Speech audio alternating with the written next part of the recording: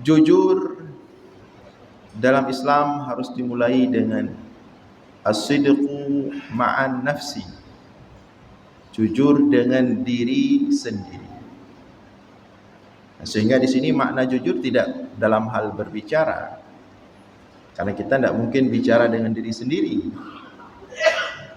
Tapi as-sidqu ma'an nafsi, jujur dengan diri sendiri, dan itu adalah langkah pertama untuk seseorang memiliki akhlak jujur sebelum dia kemudian dapat jujur dengan Allah dan dengan sesamanya manusia.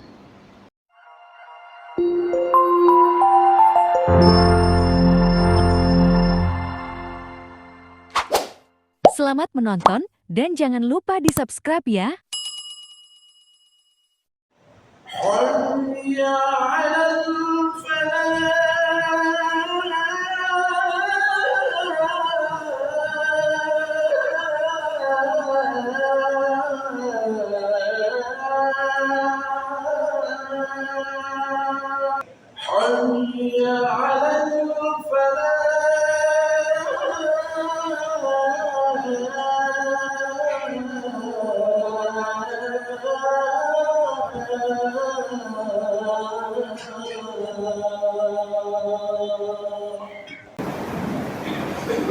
Allahu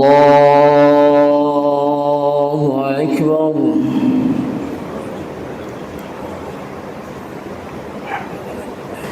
Bismillahirrahmanirrahim. Alhamdulillahi Rabbil alamin. Ar-Rahmanir-Rahim. Maliki yawmiddin. Iyyaka na'budu wa iyyaka nasta'in. Ihdinas siratal mustaqim. Siratal ladzina an'amta 'alaihim ghairil maghdubi 'alaihim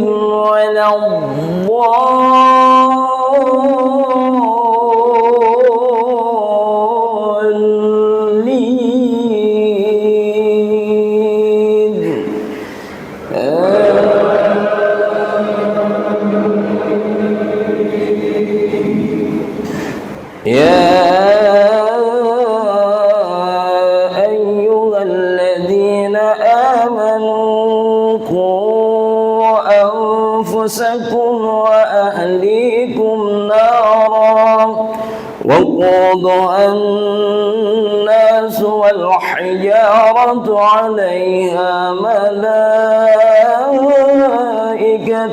غلاظ شداد لا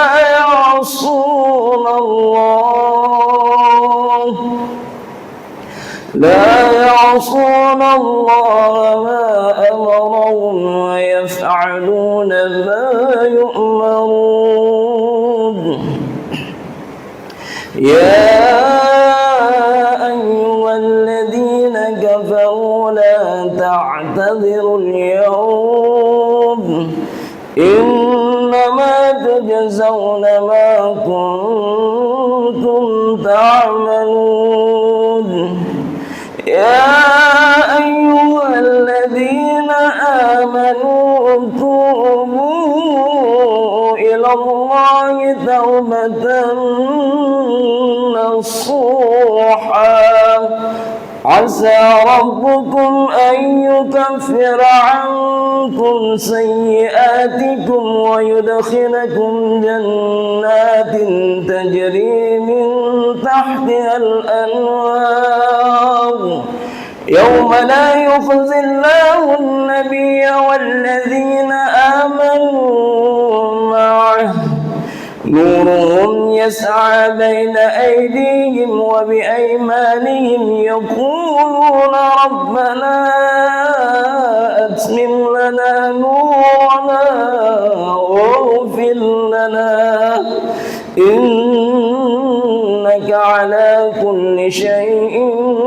قدير. يا أيها النبي جاهد الكفار والمنافقين واغلظ عليهم ومأواهم جهنم وبئس المصير.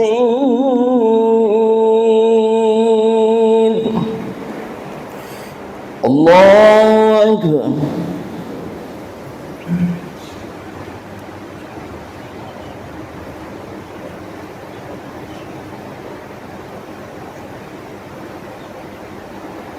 سمع الله لمن حمده.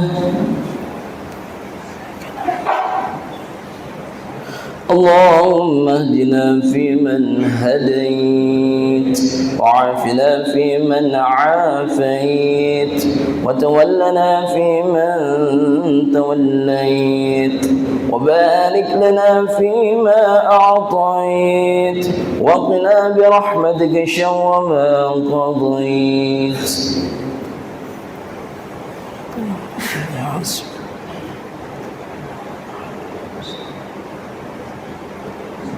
صلى الله على سيدنا محمد النبي الأمي وعلى آله وصحبه وبارك وسلم. الله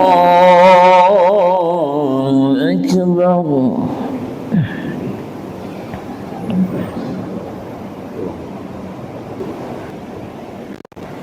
الله أكبر.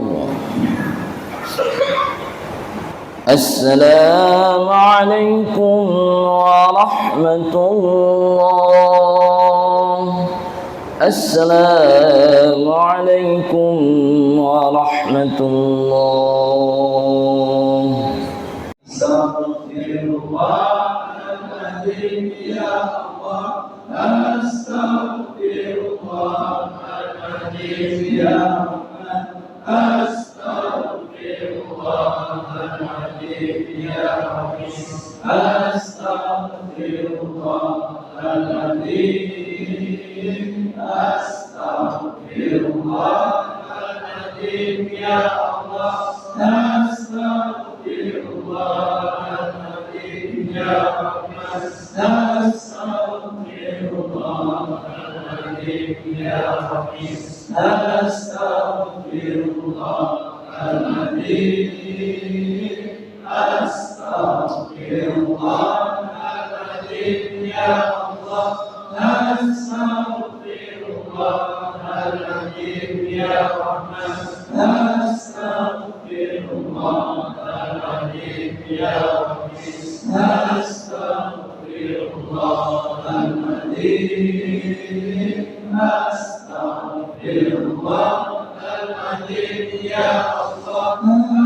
أستغفر الله العظيم يا رحمن. أستغفر الله العظيم يا ربي. أستغفر الله العظيم الذي لا إله إلا هو الحي القيوم وأتوب إليه. Assalamualaikum warahmatullahi wabarakatuh. Alhamdulillahilladzi bi ni'matihi tatimmus shalihat wa bi fadlihi tatanazzalul khairat wal barakat wa bi tawfiqihi tatahaqqaqul maqasid wal ghayat. Allahumma salli wa sallim wa barik ala sayyidina wa maulana Muhammad wa ala alihi wa sahbihi ajma'in, amma ba'd. Puji beserta syukur senantiasa selalu kita persembahkan kepada Allah Subhanahu wa taala atas segala limpahan rahmat, karunia dan nikmat-Nya kepada kita semua. Salawat beriringkan salam juga kita sampaikan kepada baginda Rasulullah sallallahu alaihi wasallam, kepada seluruh keluarga dan sahabat-sahabatnya sekalian. Hadirin jamaah sekalian yang dimuliakan Allah, ada satu sifat yang sangat agung dan tinggi nilainya, yang mana sifat ini diberikan oleh Allah atau disematkan oleh Allah kepada hamba-hambanya yang paling mulia, para rasul, para nabi, para aulia. Sifat itu adalah as-sidq. Maka mereka yang memiliki sifat ini Allah sebut dalam Al-Quran as-siddiqin atau as-sadiqin, as-sadiqun, as-sadiqin, yang kalau kita terjemahkan secara literally dalam bahasa Indonesia adalah sifat jujur. As-sidqu adalah sifat jujur. Dalam Islam, sifat jujur tentu bukan hanya berkaitan dengan lisan. Meskipun secara bahasa Indonesia kita memahami namanya jujur itu ya berhubungan dengan lisan. Artinya kalau berbicara tidak berbohong. Tetapi dalam Islam, as-sidqu atau sifat jujur memiliki makna yang besar, memiliki makna yang luas, memiliki makna yang dalam. Bukan hanya tentang lisan yang berbicara tidak bohong. Maka dalam Islam ada namanya as-sidqu ma'allah, as-sidqu ma'an nafsi, as-sidqu ma'al khalqi, jujur dengan Allah, jujur dengan diri sendiri, jujur dengan sesama makhluk Allah. Sehingga jujur dibagi kepada tiga. As-sidqu ma'allah, jujur dengan Allah, jujur dengan diri sendiri, dan jujur dengan sesama manusia, tentu dengan sesama makhluk Allah. Jujur dalam Islam harus dimulai dengan as-sidqu ma'an nafsi, jujur dengan diri sendiri. Sehingga di sini makna jujur tidak dalam hal berbicara, karena kita tidak mungkin bicara dengan diri sendiri. Tapi as-sidqu ma'an nafsi, jujur dengan diri sendiri, dan itu adalah langkah pertama untuk seseorang memiliki akhlak jujur sebelum dia kemudian dapat jujur dengan Allah dan dengan sesamanya manusia, yaitu jujur dengan diri sendiri. As-sidqu ma'an nafsi, jujur dengan diri sendiri, maknanya jujur dengan hati nuraninya sendiri. Karena hati nurani itulah yang paling bersih dalam diri manusia. Sejahat apapun manusia, seburuk apapun manusia, Allah berikan hati nurani. Itulah fitrah dia. Itulah yang paling bisa diharapkan pada diri manusia.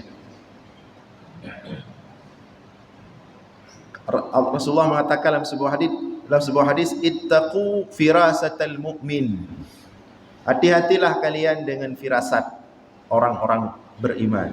Firasat inilah hati nurani. Orang yang jujur dengan diri sendiri dalam artian jujur dengan hati nuraninya akan melakukan sesuatu yang dirasakan nyaman oleh hati nuraninya, tidak melakukan sesuatu yang tidak yang tidak nyaman dengan hati nuraninya. Inilah sebenarnya orang yang jujur. Dan kalau seseorang sudah bisa bersikap seperti ini, maka dipastikan dia akan bisa bersikap jujur selanjutnya dengan Allah, dengan sesama manusia. Tapi kalau hati nuraninya dia khianati, hati nuraninya sendiri dia khianati, dia tidak jujur dengan hati nuraninya, maka kalau diri sendirinya dia tidak jujur terhadap dirinya sendiri, dia tidak hargai, bagaimana kita bisa mengharapkan orang seperti ini untuk jujur dengan sesamanya, apalagi dengan Allah. Nah, inilah kemudian yang menjadi cobaan berat pada musim pilkada beberapa hari yang lalu, hari, minggu, bulan yang lalu, termasuk pada musim pileg sebelumnya. Cobaan, tantangan yang paling berat masyarakat kita, baik di Aceh maupun di luar Aceh, adalah jujur. Sifat jujur ini, bagaimana dia mampu mempertahankan kejujurannya, tidak mengkhianati hati nuraninya sendiri. Nah, cobaannya mungkin kalau yang sering heboh itu kan serangan fajar kemarin. 200.000, 300.000. Tapi kalau saya secara pribadi, saya melihat ini kok yang disorot kok serangan fajar saja. Yang heboh kok serangan fajar saja. Yang sering dibicarakan kok yang 200.000, 300.000 dalam amplop itu saja. Lantas bagaimana dengan kontrak politik yang dilakukan oleh para tokoh? 200.000 setengah hari, hana metruit dengan hurau kami. Gaduk je kupi, kuih, pakak ngan melima ngero karena akan merempuk serangan fajar, kami. Kontrak politik para tokoh bagaimana? Siapa yang bahas itu? Kontrak politik bahkan dengan tokoh-tokoh agama, siapa yang bahas itu? Itu apa hukumnya? Halal kah? Yang 200.000 itu haram kah? Yang kalau bisa memberikan dukungan dan membawa orang-orang lain, maka dijanjikan anda dapat posisi 2 kepala dinas, orang anda dapat posisi, ormas anda dapat posisi ini nanti, instansi anda akan dapat ini, kalau saya terpilih. Itu siapa yang bahas? Jensona pegah. Kita terlalu sibuk dengan orang lapar, yang dia untuk mendapatkan 100.000 sehari susah. Maka ketika dia melihat 200.000 itu seperti melihat emas. Hutang rata tago. Urang me becak, urang jualan di kaki lima, untuk dapat laba sehari 100.000 saja kadang-kadang susah, morat marit. Tapi kita serang mereka, udah kena serangan fajar, kita serang lagi di mimbar-mimbar. Yang para elit siapa yang serang? Siapa yang ini? Ini kalau saya terpilih, nanti masalah haji anda bereskan. Ada ente ke Mundron Mandu, kita urus sebagai petugas, apakah potensial, apakah punya kapasitas atau tidak. Istri yang kedua, ketiga ikut semua, nanti petugas haji. Siapa yang bahas itu? Posisi-posisi ini, posisi-posisi itu, nanti bagian-bagian ini, siapa yang bahas itu? Sama seperti orang yang, seperti kadang-kadang kita merasa risih, tidak nyaman kalau sedang duduk-duduk ngopi, datang orang minta sedekah, minta 1.000, 2.000, kita merasa tidak nyaman, langsung berubah pembahasan, kiban le ururu minta sedekahnya kepada tauru. Tapi ketika kita duduk sama orang-orang yang minta dalam posisi elit sedikit, minta proyek, dapat proyek tidak sesuai prosedur, ya. Kemudian jual sana, jual sini, proyek dioper, kita nyaman duduk dengan mereka. Tabak pri nya lumayan. Tak tayang long, kipan anak pekat gonyo proyek dumka. Yang minta seperti ini kenapa kita tidak risih? Justru kita tanya, tawi apa yang pakat lo? Ya. Kahawa de ayam pramugari kadrip kahana kena. Kembali cair ya. Ini kenapa kita tidak merasa risih, rasa nyaman? Kenapa kita enggak berbicara tentang mereka? Kenapa kita selalu ribut tentang orang-orang lapar itu yang di pinggir jalan, yang mereka hanya dapat 1.000-2.000 rupiah itu? Maka persoalan harus komprehensif, harus menyeluruh, harus dibahas semua. Dan solusinya tidak ada lain. As-sidqu ma'an nafsi. Jujurlah dengan diri sendiri. Tanya pada diri sendiri. Tanya pada hati nurani. Dan hati nurani malah sebelum kita tanya, dia sudah memberitahukan kita. Cuman kita tidak mau mengikuti dia. Kita suka mengkhianati dia. Dan kita lihat perkembangan. Tapi sudah mulai ada perubahan. Kalau dulu tidak ada cerita independen lewat, ada cerita. Tapi ini luar biasa kali ini. Independen bisa ada yang lewat, ada yang lolos. Ini merupakan satu hal yang perlu kita syukuri. Maksudnya kesadaran masyarakat untuk jujur pada diri sendiri itu sudah tinggi. Nyok ke hati-hati partai-partai PHGT, nyok ke independen kamu mulai. Ini satu hal yang positif. Karena berbicara tentang demokrasi, negara demokrasi jujur apa adanya saja. Tetap rakyat, apapun cerita rakyat, kalau mau disalahkan harus salahkan rakyat. Karena yang pilih rakyat. Itu negara demokrasi.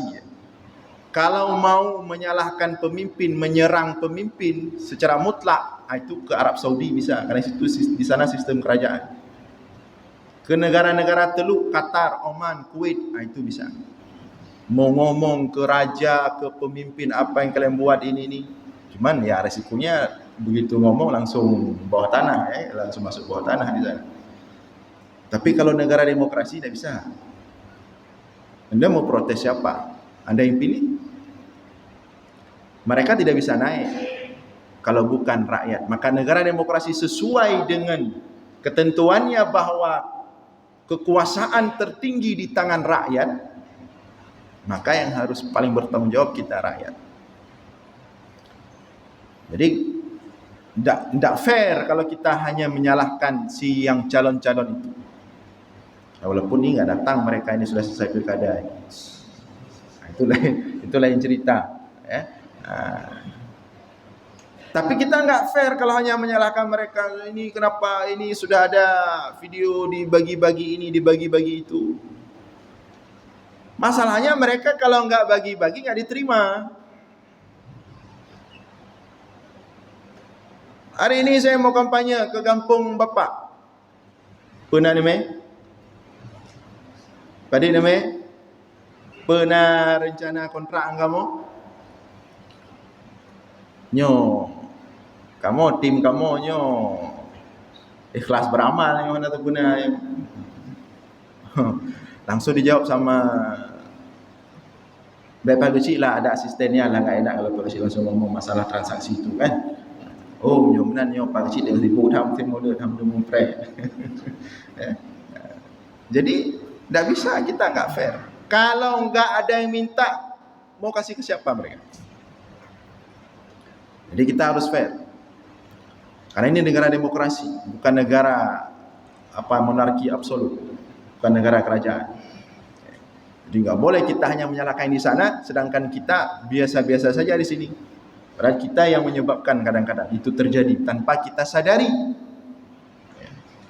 Maka as-sidqu ma'an nafsi, jujur terhadap diri sendiri, ini satu akhlak yang harus kita bumikan mulai daripada rakyat dulu.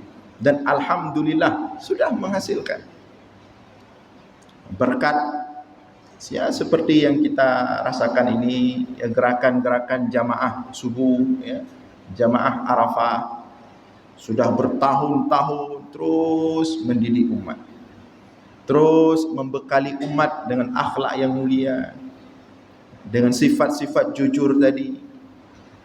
Ada orang baru ribut masalah politik, oh ini kita ustaz-ustaz tengku-tengku harus bicara tentang politik, apa namanya, yang baik, ini mau pilkada, mau pileg. Jamaah Arafah sudah berapa belas tahun ngomong masalah politik.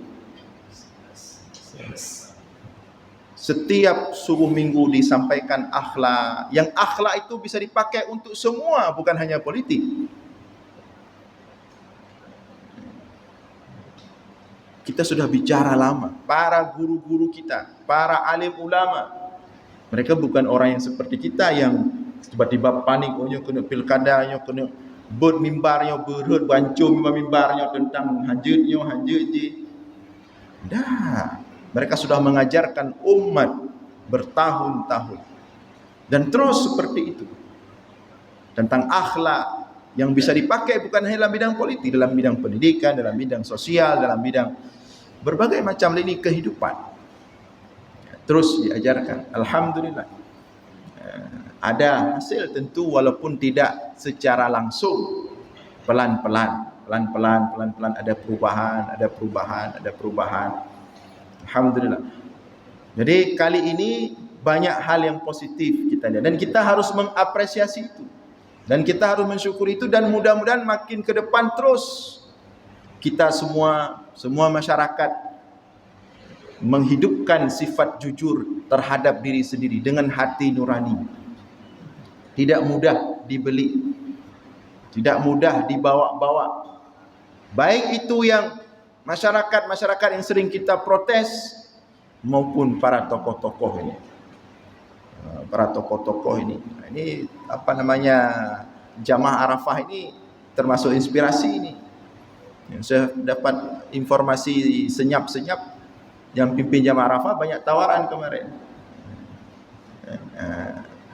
Tapi beliau tolak. Tapi di belakang itu entah ada 1-2 yang lolos tawaran, itu tak tahu juga. Cuman yang ada yang tawarkan malah posisi wakil, tapi manajemennya menolak, itu luar biasa. Jadi berbicara politik itu bukan hanya berbicara, oh kita ini harus peduli, bukan sepintas itu, tidak sesederhana itu masalah politik. Kalau enggak kita yang pegang, bukan itu. Memang itu salah satu, tapi pendidikan politik yang lebih penting, dan contoh berpolitik yang sehat, yang sifatnya bukan hanya sementara. Kita tunjukkan, dan harus dimulai dari tokoh-tokoh ini. Dimulai oleh orang-orang yang kita jadikan panutan, orang-orang yang kita harapkan ilmu keberkahan mereka. Tapi kalau yang di atas sudah mengambil posisi, kan kita goyang juga. Tengok kiban, mana tahu. Tapi alhamdulillah kita lihat misalnya jamaah Arafah, tidak ada masalah. Zikir tetap jalan. Mantap, musiman biasa itu. Nanti siap pilkada sepi sebentar, biasa itu sudah pengalaman sekali kami. Tiap musim pilkada, pemilu, itu biasa. Waktu siap pileg gitu juga dulu. Yang ketika lagi musim spanduk-spanduk di mana-mana itu banyak datang ke sini. Dan disambut. Ya, disambut. Alhamdulillah, yang pimpin jamaah Arafah menyambut, Ustaz Jul menyambut. Alhamdulillah, bersama kita hadir dari berbagai golongan dan partai, sambut yang warna biru, warna merah, warna kuning, semua warna pokoknya. Selesai pemilu, hilang semua warna, tinggal warna putih. Tidak masalah, disambut. Ini pendidikan politik yang luar biasa. Jadi persoalan politik ini bukan hanya praktik, bukan maksudnya apa istilahnya politik praktis. Ada yang lebih penting, pendidikan politik. Yang tidak mesti langsung terlibat dalam politik praktis. Kita ajarkan umat. Dan bagaimana kemudian kita bisa menjaga diri, memposisikan diri untuk kepentingan umat yang lebih besar, yang lebih jangka panjang daripada kepentingan sesaat. Coba misalnya kalau Jamaah Arafah kemarin menerima kontrak itu misalnya, atau bahkan menerima tawaran, oke, kita siap bekerja, kita punya mesin besar misalnya, ya ini misalnya ini ya. Posisi saya siapa? Posisi saya wakil atau langsung wali kota, kita siap punya mesin besar. Sekali ceramah aja berapa kamera ini, apalagi kalau jadi mesin nanti mesin politik. Iya, akan positif hasilnya. Sehingga Jamaah Arafah 4 tahun ke depan, mohon maaf, majelis zikir lain geser dulu. Ya, kalau jadi, maka semua zikir dimanapun bergelora, semua pakai peci Arafah. 4 tahun, mohon maaf, 4 tahun tok. Selesai itu mau ke mana Arafah?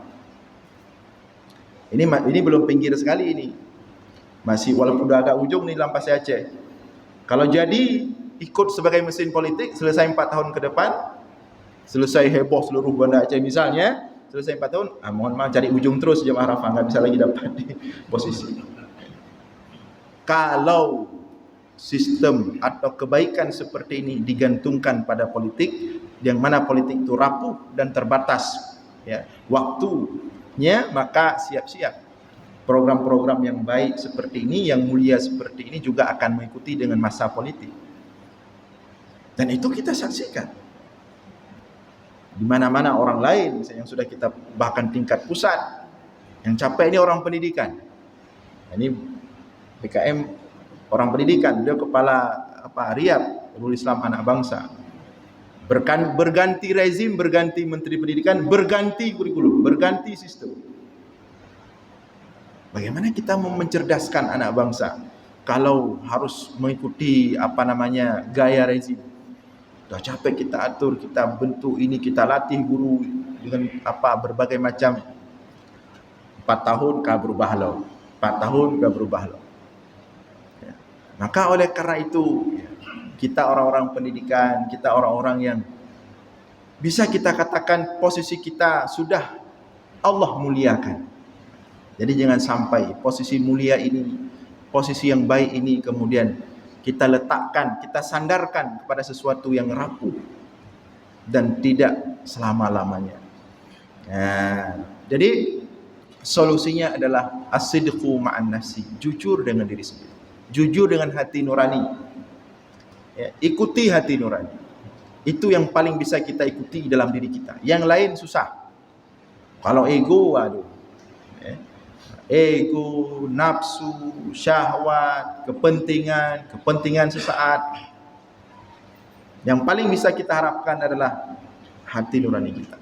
Kalau kita bisa, maka kita telah jujur dengan diri kita sendiri. Dan as-sidqu ma'an nafsi tentu bukan hanya berbicara tentang keputusan politik, tapi semua aspek kehidupan kita. Jujur dengan diri sendiri.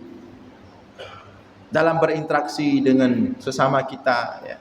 Dengan istri di rumah, dengan suami, dengan anak-anak, pakai jujur pada diri sendiri. Suami kalau mau nasihati istri juga demikian, pakai jujur pada diri sendiri. Istri kalau mau nasihati suami juga demikian. Jangan sekali nasihati setengah jam, sejam, merepet terus berhenti sejam. Itu setiap hari. Pakai. Ini kalau saya kena nasihati 1 jam gimana perasaannya? Ya. Pakai hati nurani. Ya. Jujur. Karena siapapun manusia, kalau dia tidak ada manusia yang melakukan kesalahan yang dia tidak tahu itu kesalahan. Tidak ada koruptor yang melakukan korupsi dia tidak tahu korupsi itu sesuatu hal yang tidak baik, tidak ada. Cuma dia enggak jujur pada diri sendiri, dia tidak jujur pada hati nuraninya. Hati nuraninya, fitrahnya yang memberitahukan bahwa perbuatan korupsi itu tidak baik. Tidak ada orang yang mencuri, tidak ada pencuri yang mencuri yang tidak tahu mencuri itu perbuatan yang tidak baik. Tapi dia nggak jujur pada dia sendiri. Nuraninya sudah mengatakan bahwa mencuri itu tidak baik.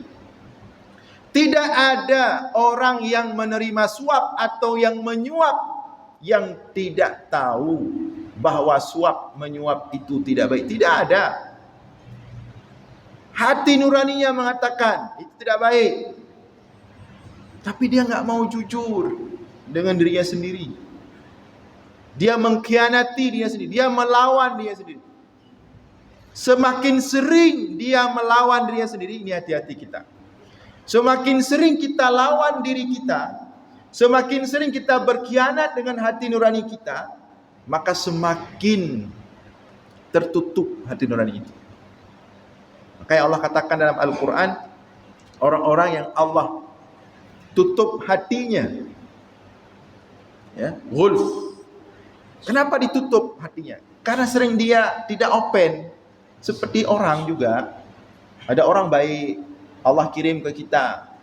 Begitu dia lihat kita buat salah, dia nasihati, Ustaz, Tengku, Bang, Ayah, Bapak, kalau bisa ini jangan. Kita nggak open. Besok datang lagi, lusa datang lagi. Sekali kita nggak open, 2 kali kita nggak open, dan seterusnya beberapa kali kita nggak open. Lama-lama dia mundur. Begitulah kondisi nurani ini. Semakin kita khianati, semakin kita tidak dengar, dia semakin tertutup. Na'udzubillah, sampai pada tahap dia mati. Tidak ada fungsi lagi. Maka oleh karena itu, tidak usah jauh-jauh berbicara dengan jujur dengan orang lain, dengan diri sendiri dulu. Biasalah hidup jujur dengan diri sendiri, apa adanya. Dengan diri sendiri, apa yang diinginkan nurani itulah jalankan. Tidak usah terlalu action. Jalani apa kata nurani.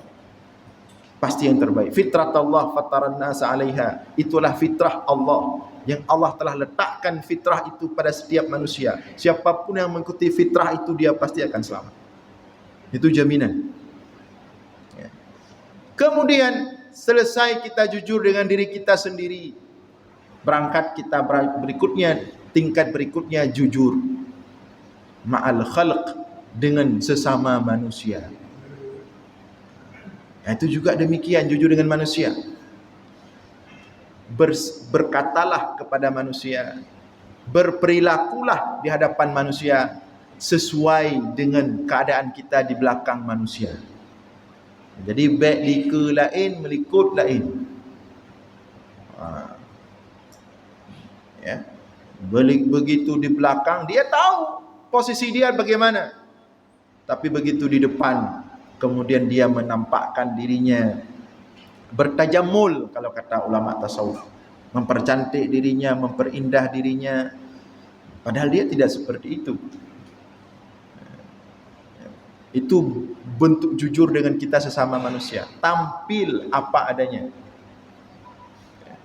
Jadi tidak usah berusaha tampak indah di depan manusia, tapi di belakang tidak indah. Ini tidak jujur juga. Jadi jujur itu bukan hanya lisan, bukan hanya ketika berbicara harus sesuai fakta, itu bagian daripada kejujuran. Tapi bersikap sesuai dengan fakta, itulah kejujuran yang sebenarnya. Kalau sikapnya sudah jujur, dipastikan bicaranya juga akan jujur. Tapi kalau sikapnya tidak jujur, pulang berhaba jika. Kalau berhaba kita style mudah. Sebagai orang yang berpengalaman dalam hal retorika, kegiatan sehari-harinya, kampung dah yang masalahnya. Mana kau berarti hana jujur sih, berusaha untuk jujur, ya. Bisa di style retorika itu bisa diatur, ada pelatihannya. Ya. Tapi uswah itu contoh. Suri teladan itu nggak bisa diatur. Dan itulah jujur yang sebenarnya. Itulah yang diajarkan oleh Rasulullah. Maka sering kita katakan, kalau kita mau kumpulkan hadis sahih dari Rasulullah, artinya hadis yang betul-betul bisa kita jamin langsung dari Rasulullah, apalagi hadis mutawatir, itu sangat terbatas sekali, tidak banyak. Rasulullah hidup di masa sangat genting, di masa jahiliyah kondisi umat kacau balau. 25 tahun Rasulullah berdakwah, ngomongnya sedikit, hadisnya sedikit. Padahal harusnya Rasulullah ngomong banyak.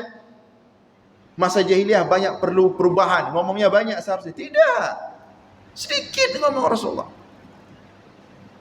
Lantas bagaimana Rasulullah memperbaiki umat? Jujur dalam hal dengan manusia. Apa? Berperilaku. Uswah. Maka Allah katakan laqad kana lakum fi rasulillahi uswah hasanah. Uswah, tampilkan uswah. Itu kejujuran yang sebenarnya. Contoh.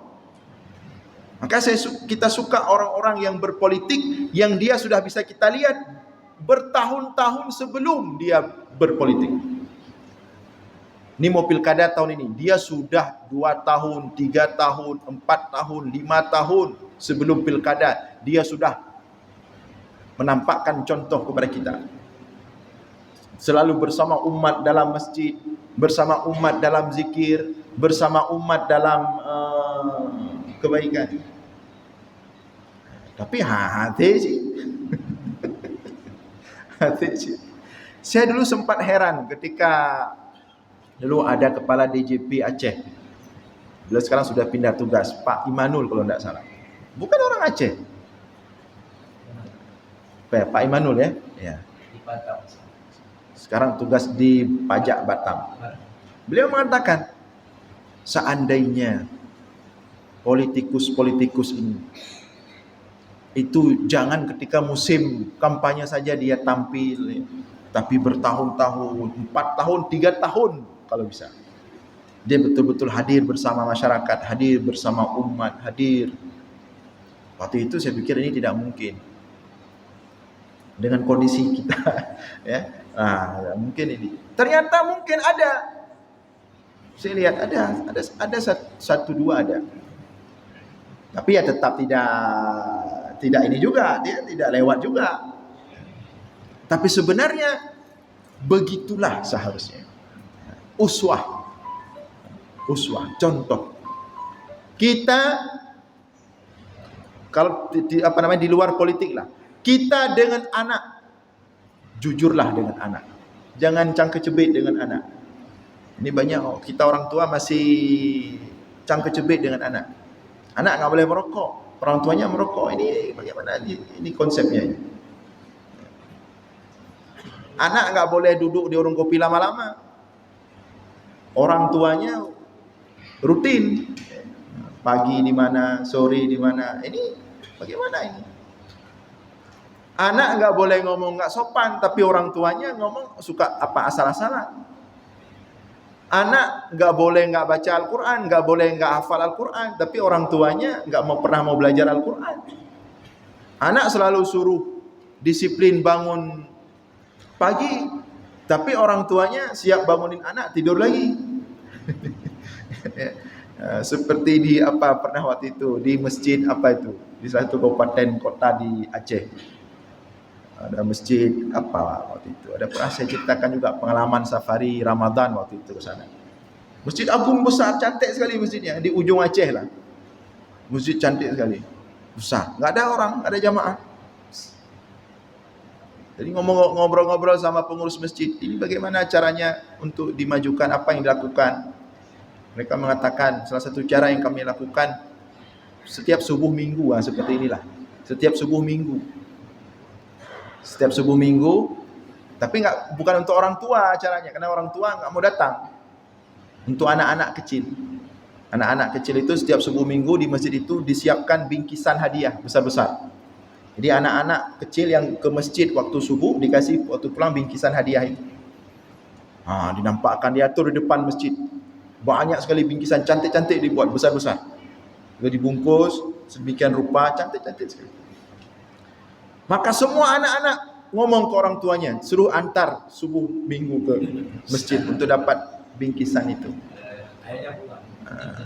Saya bilang, mantap sekali itu, paten sekali itu, apa solusinya? Jadi pasti yang intaannya orang cik jak cik. Itu bagus tuh. Kalau istilah di ini Orang Aceh tipat tak dua pat lu. Menumpak anak, menumpak ayah ke masjid. Ternyata berlangsunglah minggu pertama. Betul-betul datang orang tuanya, tapi kayak antar anak sekolah. Sebelum subuh diantar anaknya ke masjid, ayahnya pulang lagi. Nanti siap subuh baru dijemput.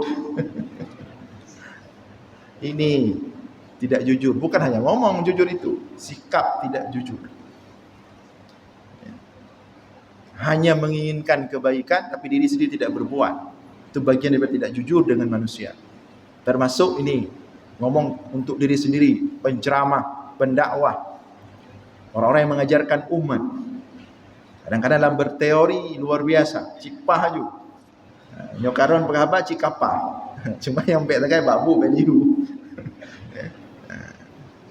Kan dulu kita lihat contoh-contoh alim ulama dulu walaupun sekarang memang sudah kurang Waktu mereka itu bangun pendidikan luar biasa. Mendagang dulu kedaya. Mendagang 10 tun, 19 tun, 20 tun, dia pulang ke kampung. Dia cari tanah, dia beli. Becut kecil. Ada pun dia minta-minta sama orang. Dia beli tanah kecil, kemudian dia beli kayu. Dia potong sendiri, dia bangun sendiri balainya. Dia aduk semen sendiri, dia susun bata sendiri, tinggal dia becut dia. Tapi sendiri. Ini baru betul-betul jujur untuk umat, betul-betul ingin kebaikan untuk umat. Sehingga datang masyarakat umat. Nyo gure kagum lagi kero kita nyo kibanyo kado duduk datang baru sama-sama membangun. Hari ini enggak ada seperti itu. Hari ini kalau enggak ada asisten enggak hanya hana rumah tilap hampah orang. Hari ini ban tingkat tengkurangkang nyo kamu pada tingkat tengkurangkang dan karena rumah tilap orang. Menyo pedang Honda anak payah parkir dia gerok karena orang parkir. Nah, itu bagian daripada sifat jujur kepada masyarakat. Uswah, tampilkan contoh. Kita kepada anak kita, kepada istri kita. Istri demikian juga. Istri juga demikian, jangan asik protes saja suami. Harus kasih contoh juga yang baik untuk suami. Coba istri, ibu-ibu mulai sekarang cara menasihatinya dengan kasih contoh. Tapi nanti protes ibu-ibu. Kali dah bujuk contoh anak pompom, ustaz anak pompom, mana anak pengertian. Tapi memang seperti itu seharusnya. Makanya Rasulullah mengatakan kalau suami itu bangun tahajud, tapi harus bangun dulu. Bangunkan istrinya. Kalau istrinya belum bangun, percikkan air. Demikian juga istri kalau mau tahajud, tapi tahajud jalan dulu tahajudnya. Kemudian bangunkan istri pelan-pelan. Enggak mau bangun, percikkan air. Kasih contoh dulu. Contoh dulu, uswah. Itu jujur dengan sesama manusia, uswah. Jangan protes orang sebelum kita memberikan contoh. Yang ketiga, dan ini adalah jujur paling besar. Walaupun banyak manusia tidak mampu melakukannya. Namun kalau sudah pada sampai tingkat ketiga ini, itulah jujur yang hakiki. Disitulah kemudian para rasul, para nabi mendapatkan gelar jujur. As-siddiqin, as-sadiqin. Apa itu? Adalah jujur dengan Allah. Minal mu'minina rijal sadaqu ma 'ahadullah 'alaihi. Faminhum man qadha nahbahu wa minhum man yantadhir. Di antara orang-orang beriman, rijal, orang-orang yang betul-betul orang-orang sejati. Kenapa mereka dikatakan orang-orang sejati? Sadaqu ma ahadullah alaih. Mereka telah jujur dan menepati janji mereka dengan Allah. Apa janji mereka dengan Allah ketika Allah dulu buat janji kepada ruh-ruh manusia itu? Alastu birabbikum qalu bala. Allah bertanya kepada semua ruh kita, bukankah aku Tuhan kalian? Kita semua menjawab, ya wahai Allah, Engkau Tuhan kami dan kami hambamu, tunduk dan patuh menghambakan diri kepadamu. Rijal minal mu'minina rijal, di antara orang-orang beriman betul-betul memegang janji dengan Allah. Maka sepanjang hidup mereka, mereka habiskan dalam penghambaan diri kepada Allah. Betul-betul untuk Allah, tidak ada untuk diri sendiri. Betul-betul jujur dengan Allah. Mereka jual diri mereka untuk Allah. Mereka jual waktu mereka, hidup mereka, nyawa mereka secara gratis untuk Allah. Inna salati wa nusuki wa mahyaya wa mamati lillahi rabbil alamin. Sesungguhnya salatku, ibadahku, hidupku, matiku lillahi rabbil alamin. Aku persembahkan semuanya untuk Allah. Ini tidak ada kepentingan pribadi lagi ini. Tidak ada kepentingan diri sendiri, tidak ada kepentingan lembaga, Allah. Tidak ada persaingan lagi orang seperti ini. Tidak ada kepikiran lagi. Ini bagaimana majlis zikir Arafah misalnya, kalau sudah banyak majlis zikir lain lagi. Ini tidak ada kepikiran seperti itu lagi. Tidak ada saingan. Yang penting orang berzikir, dimanapun dia berzikir. Yang penting dia berzikir. Mau di sini, mau di sana, mau dimanapun, tidak ada urusan. Karena dia sudah Allah. Tapi faminhum man qadha nahbahu wa minhum man yantazir. Sebagian mereka yang betul-betul telah memenuhi janjinya kepada Allah, telah jujur kepada Allah. Faminhum man qadha nahbahu, sebagian mereka sudah selesai, sudah berangkat kembali kepada Allah. Ini tinggal kita, apakah kita akan benar-benar berangkat nantinya dalam keadaan betul-betul telah memenuhi janji kita dengan Allah, telah betul-betul jujur kepada Allah, bahwa kita tampil di dunia ini, menjalani kehidupan dunia ini sesuai dengan apa yang dijanjikan oleh Allah kepada kita. Tidak berani macam-macam. Mulai dalam berpakaian sesuai dengan hubungan kita dengan Allah. Tidak berani terlalu heboh. Ini dengan Allah, anak kita doa, ini kata apa lagak-lagak roh. Itulah jujur dengan Allah. Begitu datang orang memuliakan kita, nyo tengku ustaz, drone orang mulia, drone wali Allah, doa drone ke terima, nem doa ke lu, kita jawab jud. Menerima dimuliakan. Ini tidak jujur dengan Allah. Merasa diri mulia, merasa diri kemudian sudah mendapatkan posisi di hadapan Allah, malulah dengan Allah. Orang yang jujur dengan Allah, yang paling dia takuti adalah dibesarkan. Yang paling dia takuti dimuliakan. Yang paling dia takuti diagungkan. Karena hidup dia untuk membesarkan Allah, mengagungkan Allah, meninggikan Allah, bukan membesarkan diri, mengagungkan diri, meninggikan diri. Dia takut. Kenapa dia takut? Karena dia tahu dan dia sadar posisi dia di hadapan Allah. Ini kita harus jujur dengan Allah.